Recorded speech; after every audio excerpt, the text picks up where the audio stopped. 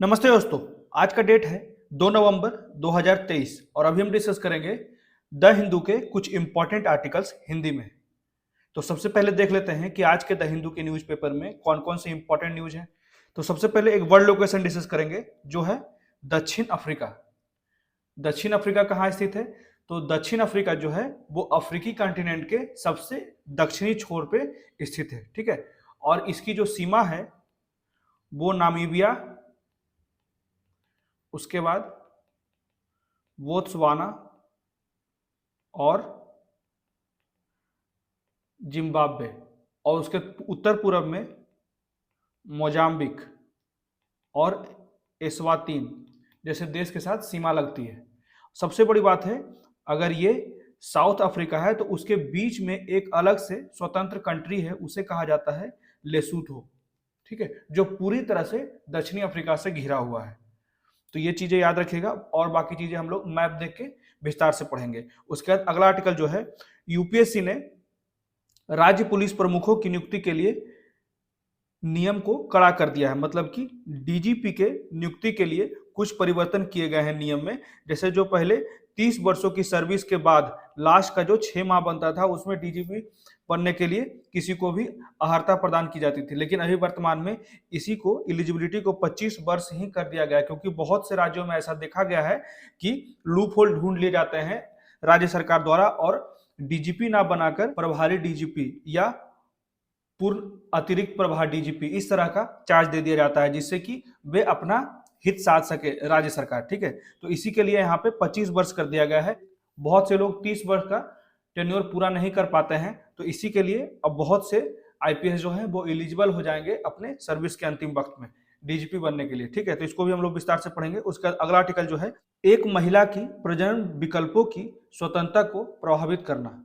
यह आर्टिकल जो है impacting a women's freedom to reproductive choice, यह आर्टिकल जो है वो आज के द हिंदू के न्यूज़पेपर का एडिटोरियल में है। ठीक है, तो इसमें मुख्यतः कहा जाता है कि हाल में प्रेग्नेंट महिला है, ठीक है, और वे चाह रही है गर्भपात कराने के लिए, अबॉर्शन कराने के लिए, लेकिन यहाँ पे सवाल जो उठ जाता है व्यवहार्य भ्रूण का। ठीक है, इसी का मेन मुद्दा है। पहले कोर्ट का जजमेंट आ चुका है ऑलरेडी इस महिला के पक्ष में, लेकिन बाद में जब सुप्रीम कोर्ट में दो जजों के बीच में तनातनी हो गई, एक महिला के पक्ष में था और एक महिला के विपक्ष में थे।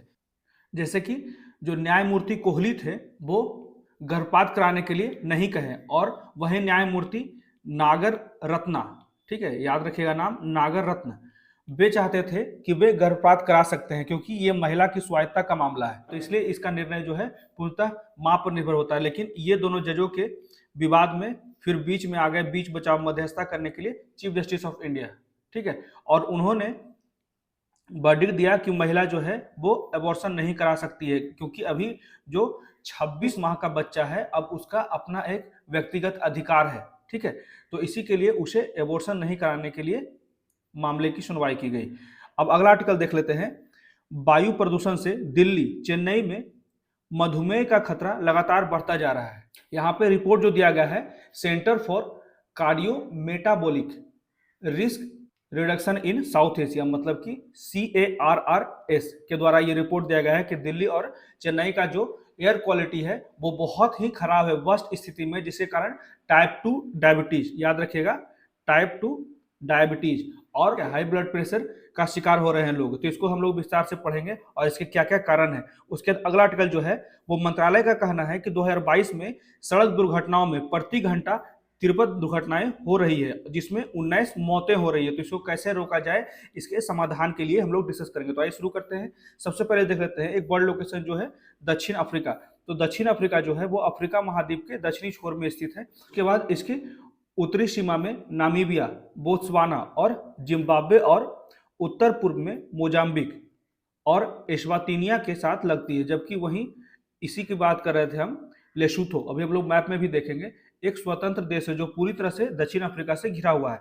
आधुनिक मानव की बसने का जो इतिहास है वो दक्षिण अफ्रीका में 1 लाख साल पुराना है। ठीक है, ऐसा माना जाता है कि जो मानव की उत्पत्ति हुई थी वो इसी साउथ अफ्रीका के क्षेत्र में हुई थी। यूरोपीय लोगों के आगमन के दौरान क्षेत्र में रहने वाले बहुसंख्यक स्थानीय लोग आदिवासी थे जो अफ्रीका के विभिन्न क्षेत्रों से हजारों सालों से रहते आ रहे थे। यहाँ पे मुख्यतः जो आदिवासी थे वो बांतु भाषी आदिवासी थे, जो 4 से 5वीं सदी के दौरान बांतु आदिवासी दक्षिण की ओर से आगे बढ़े और दक्षिण अफ्रीका के वास्तविक निवासियों जैसे खोई शान लोग को विस्थापित करने के साथ साथ उसके साथ साथ रहने लगे यहाँ पे। ठीक है, तो बांतु हो गया एक, खोई शान लोग। उसके बाद यूरोपीय लोगों के आगमन के दौरान कोशा और जुलू दो बड़े समुदाय थे वहां पे, जिसपे केप समुद्री मार्ग की खोज की गई। तो केप का जो नाम रखा गया यूरोपियन कंट्री द्वारा, अंग्रेजों द्वारा, मेनली यहाँ खान पान का केंद्र था, इसी कारण इसको केप टाउन कहा जाता था। 1806 में केप टाउन जो है ब्रिटिश कॉलोनी बना और 1820 के दौरान बुअर और ब्रिटिश लोगों के देश के पूर्वी और उत्तरी क्षेत्रों में बसने के साथ ही यूरोपीय बसने में, मतलब यूरोपियों की संख्या यहाँ पे बहुत ज्यादा बढ़ने लगी बसने के लिए। ठीक है, इसके साथ ही इस क्षेत्र पर कब्जा के लिए कोशा, जुलू और अफ्रीका के मूल निवासियों के बीच में लगातार झड़प होती रहती थी। ठीक है, इसको अब हम लोग मैप में देख लेते हैं। ये जो है साउथ अफ्रीका का मैप है। देखिए लेसोथो जो है ये बीच में एक स्वतंत्र कंट्री है, याद रखिएगा।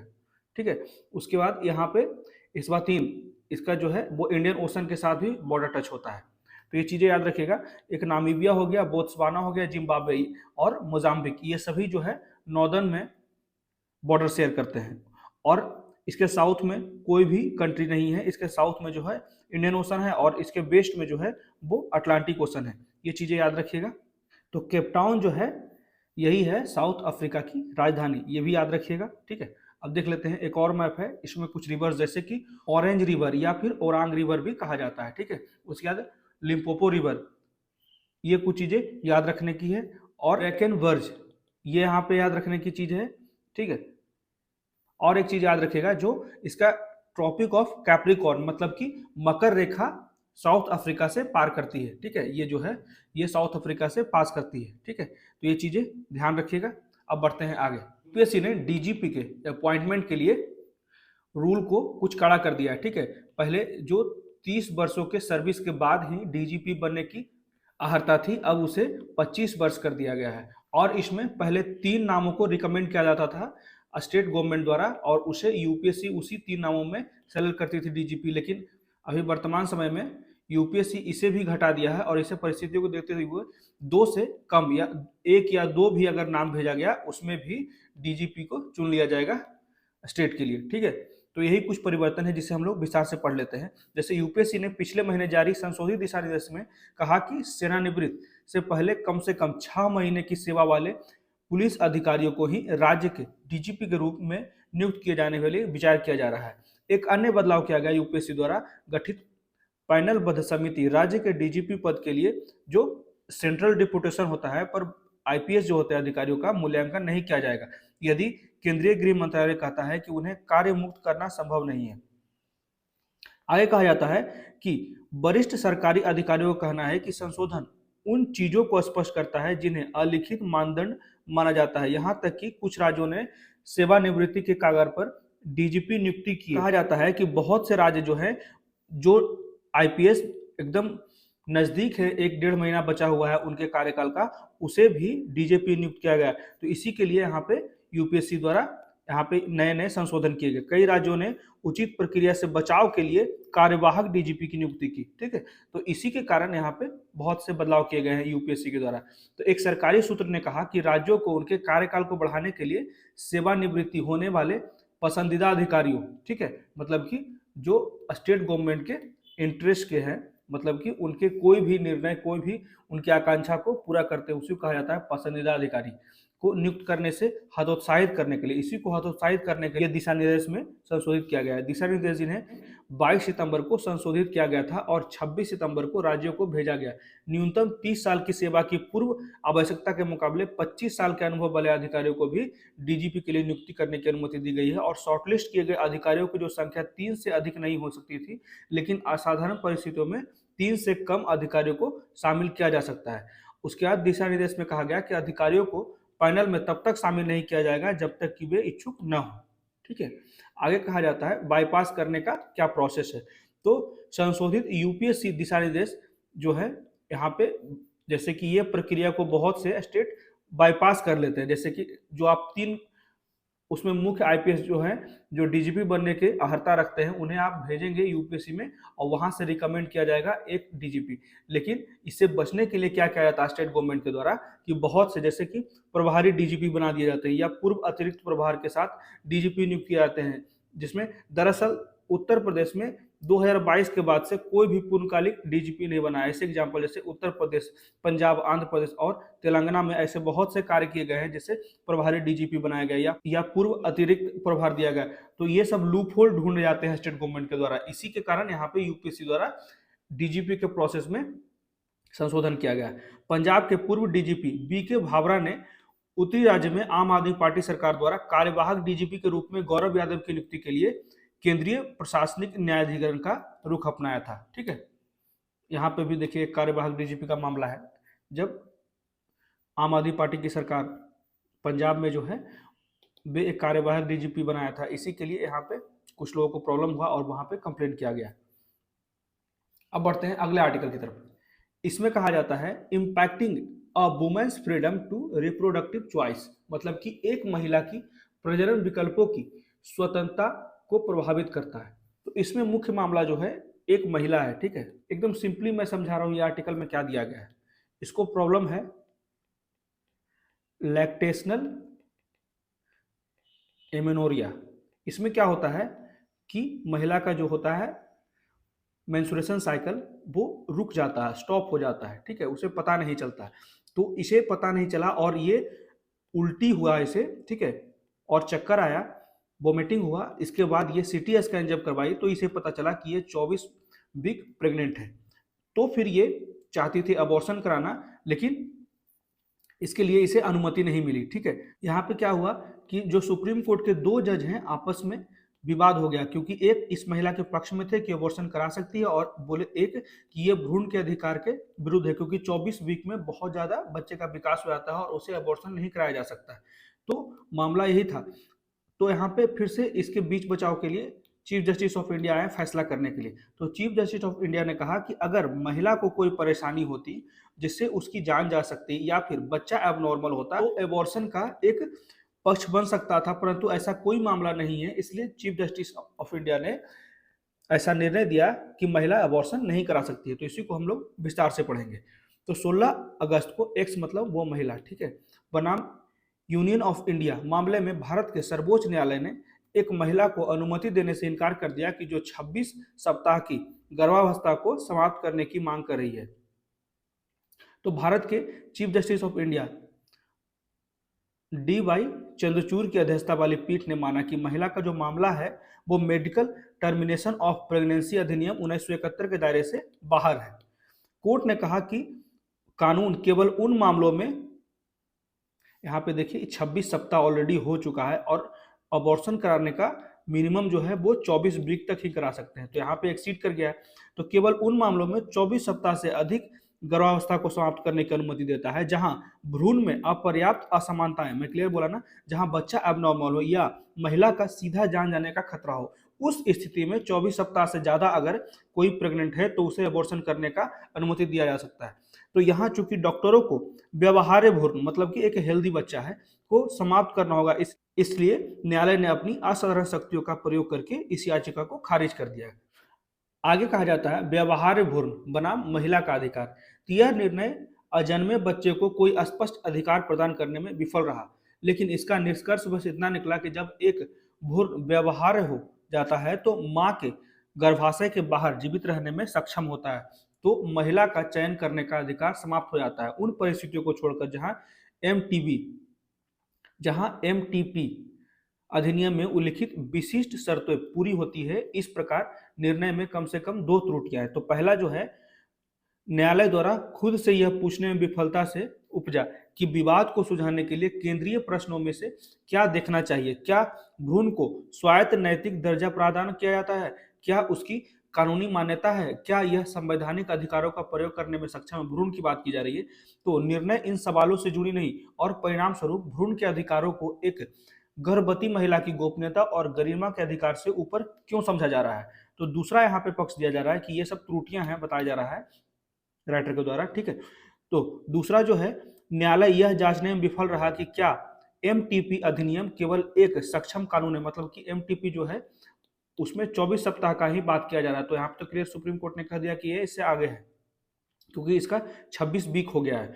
तो क्या कानून मौलिक अधिकारों को प्रयोग की सुविधा देता है या क्या उसकी छूट अपने आप में अधिकारों का प्रदान करता है? यदि ये प्रश्न उठाया गया, उनका उत्तर दिया गया होता, तो न्यायालय ने शायद इस पर विचार किया होता कि क्या महिला को कानून में बताई गई शर्तों के बाहर अपनी गर्भावस्था को समाप्त करने की अनुमति दी जानी चाहिए। यदि स्वतंत्र रूप से प्रजनन विकल्प चुनने का अधिकार मौलिक है जो संविधान से प्राप्त होता है, तो न्यायालय को एमटीपी अधिनियम के दायरे से परे निर्देश जारी करने से शायद ही कोई समस्या महसूस होती। तो यहाँ पे आ जाते हैं, तथ्यों पे बात करते हैं कि ये मामला क्या है। ठीक है, तो याचिकाकर्ता जो है वो 27 वर्षीय विवाहित महिला है। ठीक है, एक्स इसी को नाम दिया गया है, जिसके 2 बच्चे हैं, जिसमें सबसे छोटा जो बच्चा है वो 1 वर्ष के आसपास है। अपनी गर्भावस्था को समाप्त कराना चाहती है। उसे अपनी गर्भावस्था के बारे में केवल 20 सप्ताह में पता चला। ठीक है, क्योंकि उसे लैक्टेशन एमेनोरिया है। ये एक ऐसी बीमारी है जिसमें स्तनपान कराने वाली महिला को एमेनोरिया होता है, यानी कि मासिक धर्म नहीं आता। यहाँ पे क्लियर मैं लिख दिया हूँ इसको। ठीक है, lactation amenorrhea method, a natural method of birth control that can be used when a mother is breast feeding. Lactation amenorrhea means no menstruation. ठीक है, इसी कारण इसे पता नहीं चला। तो याचिकाकर्ता ने अदालत के समक्ष प्रस्तुत किया कि जब उसने अंततः अल्ट्रासाउंड करवाया, ठीक है, जब उसे चक्कर आ रहा था और पेट में दर्द हो रहा था, ऐसे लक्षण दिखे, तो वह 24 सप्ताह की गर्भवती पाई गई। तो यहाँ पे फैक्ट में देखिए अंतर है। जैसे कि यहाँ पे बोला जा रहा है कि जब वे 20 सप्ताह प्रेग्नेंट थी तब उसे पता चला, लेकिन यहाँ पे बोला जा रहा है कि वे जब 24 सप्ताह प्रेग्नेंट हो गई थी जिस समय स्कैन हुआ था। तो ये भी तथ्य में डिफरेंस है। ठीक है, आगे कहा जाता है कि महिला के 2 मुख्य दलील दी गई कि उसने कहा कि वह प्रसवोत्तर, मतलब कि प्रसव के बाद जो पीड़ा होता है उससे पीड़ित थी और उसकी मानसिक स्थिति उसे दूसरे बच्चे को पालने की अनुमति नहीं देती थी। दूसरा जो उसका पक्ष है, उसने कहा कि उसका पति जो है वो परिवार का एकमात्र कमाने वाला सदस्य है और वे तीसरे बच्चे की देखभाल करने में असमर्थ है। तो यहाँ तो सबसे बड़ी बात है ना कि बच्चा ठहरना ही नहीं चाहिए ना। अगर आप असमर्थ हैं तो आपको इसके लिए जागरूक रहना चाहिए था। तो सबसे पहले 9 अक्टूबर को अदालत ने अखिल भारतीय, मतलब कि एम्स द्वारा गठित एक मेडिकल बोर्ड द्वारा प्रस्तुत एक रिपोर्ट की जांच करते हुए महिला के पक्ष में फैसला सुनाया। उसके बाद न्यायमूर्ति हिमा कोहली और न्यायमूर्ति बीबी नागरन, ठीक है, याद रखिएगा ये दोनों का नाम, हिमा कोहली और बीबी नागरन की खंडपीठ ने कहा कि गर्भावस्था को जारी रखने की अनुमति देने से याचिकाकर्ता के मानसिक स्वास्थ्य पर गंभीर प्रभाव पड़ सकता है। लेकिन अगले दिन केंद्र सरकार अदालत में वापस आई और कहा कि मेडिकल बोर्ड के सदस्यों में से एक ने पत्र लिखकर यह भी स्पष्टीकरण मांगा था कि क्या भ्रूण की व्यवहार स्थिति को देखते हुए गर्भपात आगे बढ़ाया जा सकता है। ठीक है, यही व्यवहार स्थिति पे ही लड़ाई है। तो 11 अक्टूबर को जब बेंच दोबारा बैठी तो याचिकाकर्ता अपनी याचिका पर अड़ी रही, लेकिन दोनों जजों ने खुद को एक दूसरे से असहमत पाए, मतलब कि दोनों जज का अपना अपना वर्डिक्ट अलग हो गया। ठीक है, तो न्यायमूर्ति कोहली ने कहा कि उनकी न्यायिक अंतरात्मा, मतलब कि जुडिशियल कंसाइंस ने उन्हें गर्भपात की अनुमति नहीं देने के लिए कहा। वहीं न्यायमूर्ति नागरत्न ने कहा कि याचिकाकर्ता के फैसले का सम्मान किया जाना चाहिए, मतलब कि ये याचिकाकर्ता के फैसले के पक्ष में थे। तो उन्होंने फैसला सुनाया कि महिला की पसंद सर्वोपरि थी और प्रजनन स्वास्थ्य के अधिकार में गर्भपात का अधिकार भी शामिल है। इससे भी अधिक उसने पाया कि एक भ्रूण मां पर निर्भर होता है और उसे अपनी मां से अलग व्यक्तिगत रूप में कोई पहचान नहीं है। तो ये फैसला जो सुनाया गया न्यायमूर्ति नागरत्ना के द्वारा सुनाया गया। ठीक है, क्योंकि उसका अस्तित्व जो होता है वो मां पर पूर्णतः निर्भर होता है।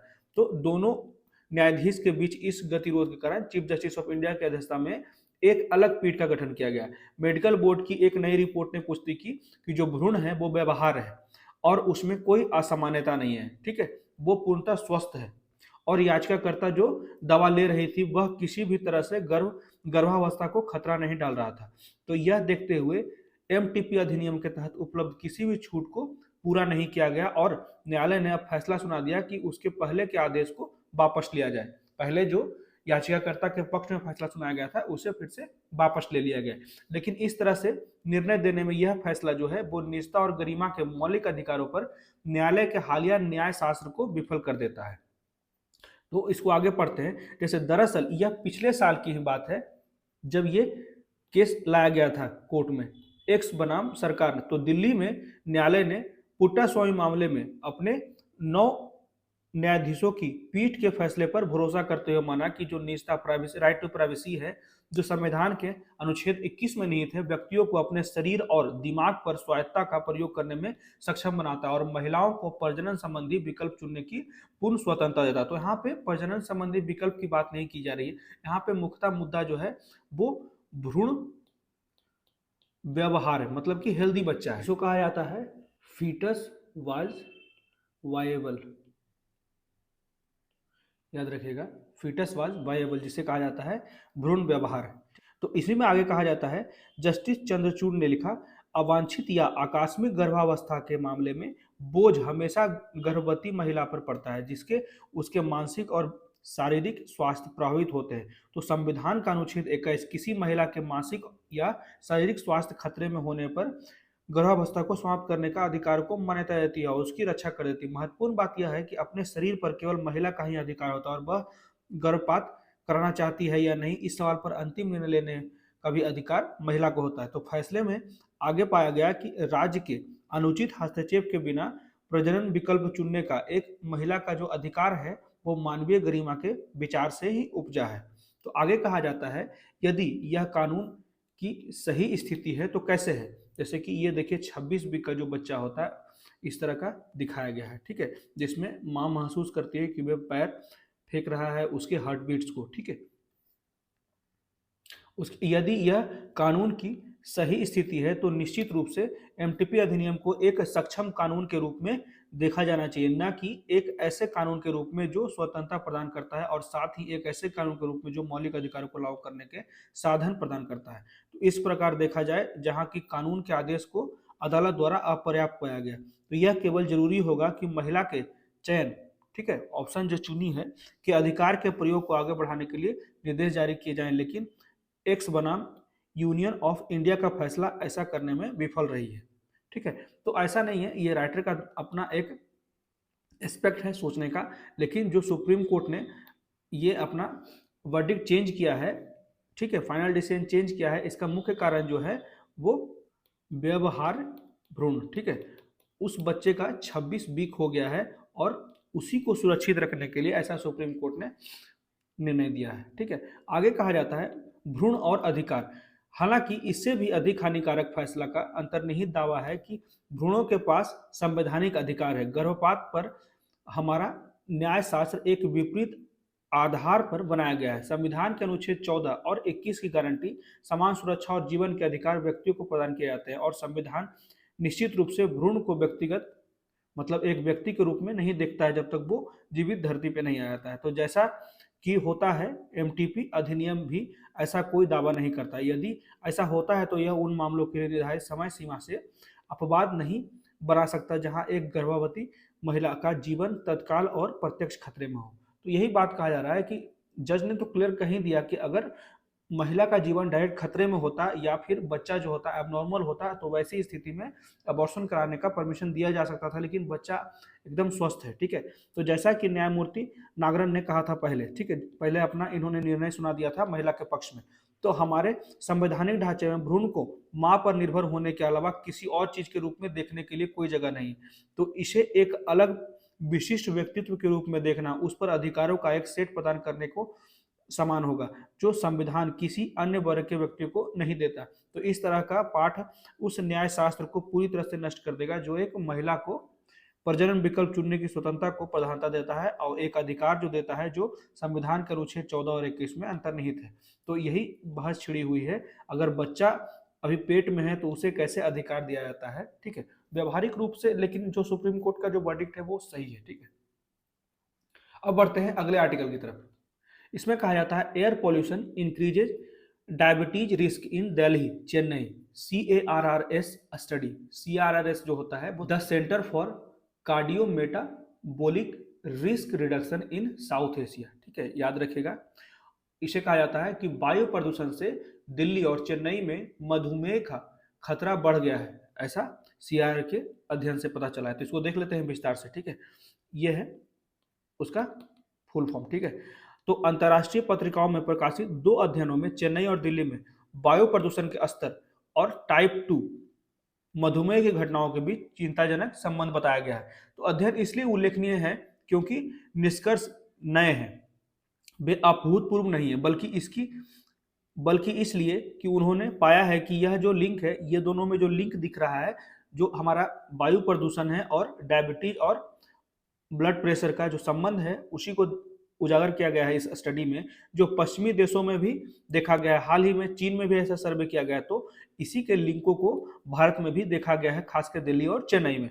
तो भारतीय शहर निवासियों के लिए सबसे खराब हवा वाले स्थानों की सूची में लगातार शीर्ष पर बना हुआ, जहां हवा की गुणवत्ता अक्सर जो WHO का गाइडलाइन है उससे कई गुना ऊपर है। ठीक है, तो इसी को आगे कहा जाता है नए अध्ययन में कि नया अध्ययन centre for cardiometabolic risk reduction in South Asia, जिसे अभी हम लोग देखे थे CARRS स्टडीज में कहा गया था, निगरानी अध्ययन का हिस्सा है, जहां शोधकर्ताओं ने चेन्नई में 6,722 और दिल्ली में 5,342 वयस्कों को शामिल किया, इस सर्वे में शामिल किया और प्रश्न किया गया और रक्त के ब्लड सैंपल्स लिए गए। इसके माध्यम से उनके स्वास्थ्य का पता लगाया गया, जिसके साथ उन्होंने पाया कि 2010 से 2016 तक विशिष्ट अंतराल पर फास्टिंग प्लाज्मा ग्लूकोज और ग्लाइकोसिलेटेड हीमोग्लोबिन HbA1c की जांच की गई। तो अन्य बातों के अलावा वायु प्रदूषण और एक्सपोजर मॉडल भी विकसित किए गए।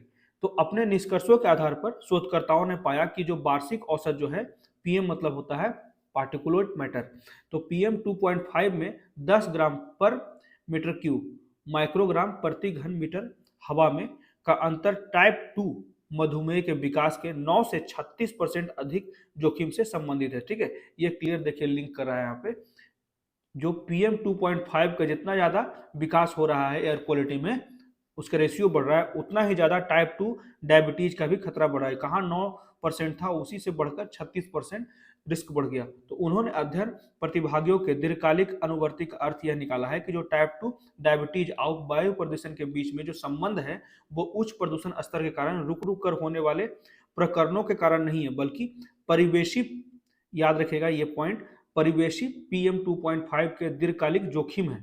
इसी के कारण यहाँ पे बहुत ज़्यादा टाइप 2 डायबिटीज का रिस्क बढ़ जा रहा है, लगभग 36% तक रिस्क बढ़ जा रहा है, क्योंकि जो हमारा एयर क्वालिटी में ज़्यादा से ज़्यादा PM 2.5 का मात्रा बढ़ रहा है। तो उन्होंने यह भी पाया कि दिल्ली में 2.5 के स्तर में हर महीने 10 ग्राम पर मीटर क्यूब वृद्धि हो रही है। कितना भयावह है।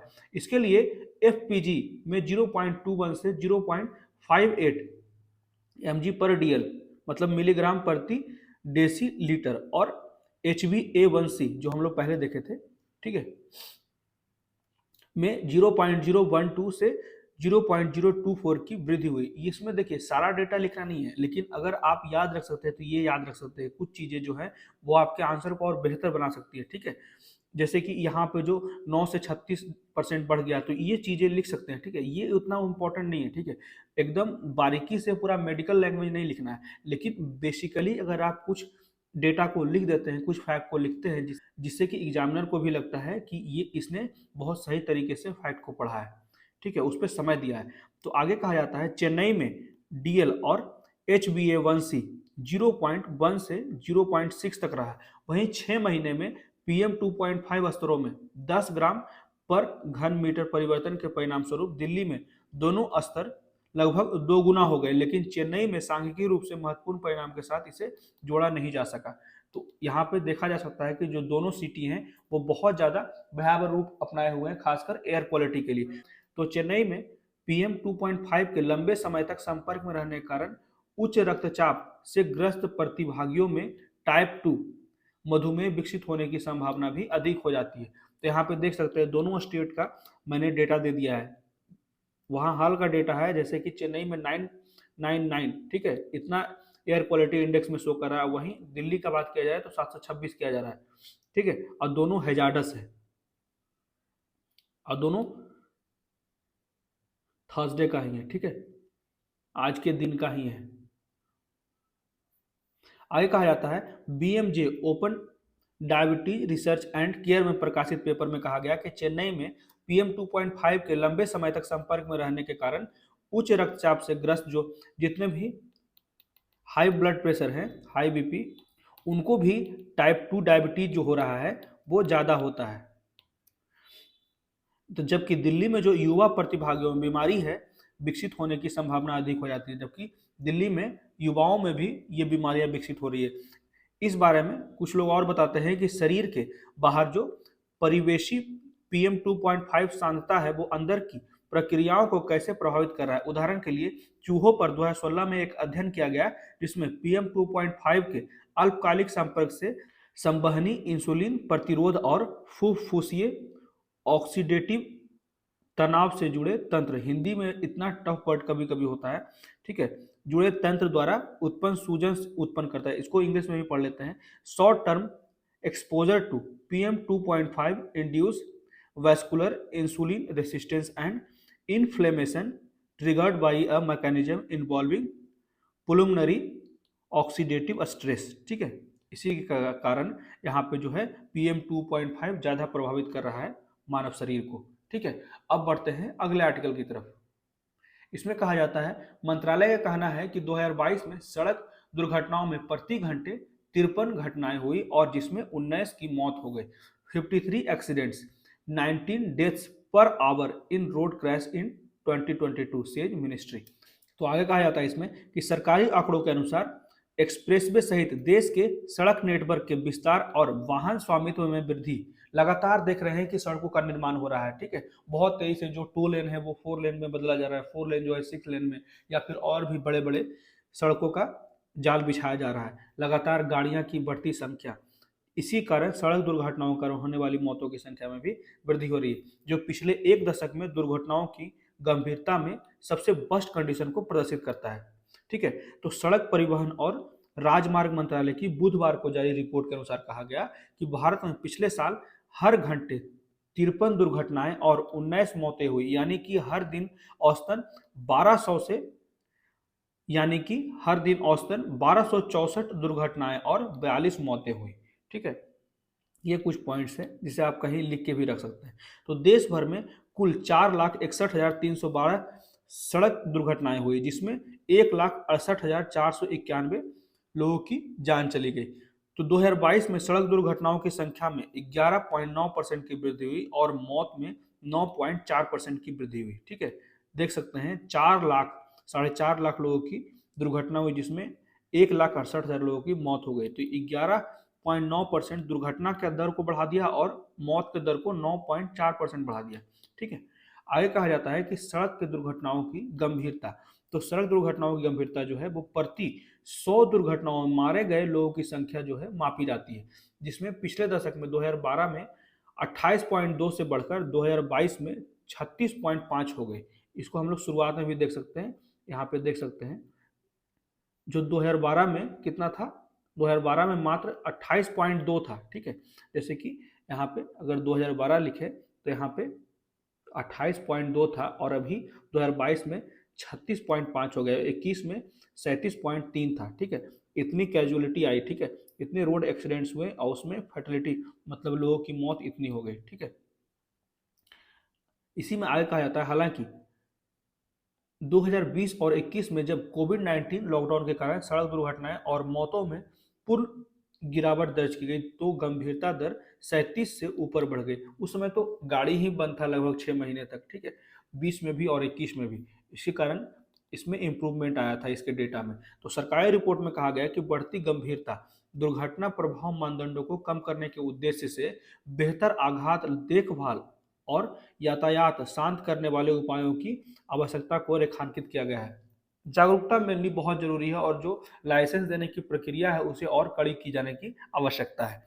तो सेव लाइफ फाउंडेशन के एक विश्लेषण में कहा गया कि 38.15 की दुर्घटना गंभीरता के साथ भारत सड़क दुर्घटनाओं के लिए 20 सबसे खराब देशों में से एक है, ठीक है। यहाँ पे देखा जा सकता है कि भारत जो है वह सड़क दुर्घटनाओं के लिए 20 सबसे खराब देशों में से एक है। इंटरनेशनल रोड फेडरेशन जिनेवा द्वारा प्रकाशित वर्ल्ड रोड स्टैटिस्टिक्स 2022 के अनुसार जो कुल मौतों की संख्या के संदर्भ में वर्ष 2020 के डेटा का उपयोग करता है, तो भारत के बाद चीन जो है, भारत में अभी देख सकते हैं वर्तमान समय में कितना है 36.5, ठीक है। वहीं चीन में जो है 25.22 है, वहाँ पे भी दुर्घटना का स्तर बहुत ज़्यादा है। वहीं अमेरिका में हम लोग देखें कि एक विकसित देश मात्र 2.01 है वहाँ पे, ठीक है। वहीं राष्ट्रीय और राज्य राजमार्गों को कुल सड़क नेटवर्क का केवल 4.9% है। तो देश में सभी सड़क दुर्घटनाओं में 56.1% और सभी सड़क दुर्घटनाओं में लगभग 61% मौत देखी गई है। तो सड़क दुर्घटनाओं के कारण जो मुख्य कारण है यहाँ पे तेज गति बताया गया है। सबसे ज्यादा जो मौतें हो रही है और एक्सीडेंट्स हो रहे हैं वो ओवर स्पीडिंग के कारण हो रहे हैं, जिसमें 72.3% दुर्घटनाएं और 71.2% मौतें हुई है। उत्तर प्रदेश में मौतों की हिस्सा जो है बहुत अधिक रही है, 13.4%, सबसे ज्यादा मौत हुई है उत्तर प्रदेश में। इसके बाद तमिलनाडु में 10.6%, महाराष्ट्र में 9% का स्थान रहा है। उसके बाद सड़क दुर्घटना के आंकड़ों के आयु बार विश्लेषण से पता चलता है कि मरने वालों में जो अधिकांश जो हैं वो 18 से, इसमें भी अगर थोड़ा सा और नीचे किया जाए तो 18 से 29 में ही मैक्सिमम मिल जाएंगे। हालांकि 2022 में सड़क दुर्घटनाओं के कारण 9,528 बच्चे भी मारे गए हैं। जो 15 साल से बच्चे आजकल बाइक चलाने लगे हैं और बहुत ज़्यादा ओवर स्पीडिंग में दिखते हैं, ठीक है। कितने भी जितना लहरियां मारते हुए दिखते हैं सड़क पे, सभी वो 15 से 22 साल के लड़के होते हैं, ठीक है। तो ये थे कुछ इंपॉर्टेंट आर्टिकल्स जो आज के द हिंदू में थे। कैसा लगा प्लीज़ मुझे कमेंट करके बताएं और मेरे वीडियो को ज़्यादा से ज़्यादा लाइक करें, शेयर करें और मेरे चैनल को सब्सक्राइब करें। Thank you.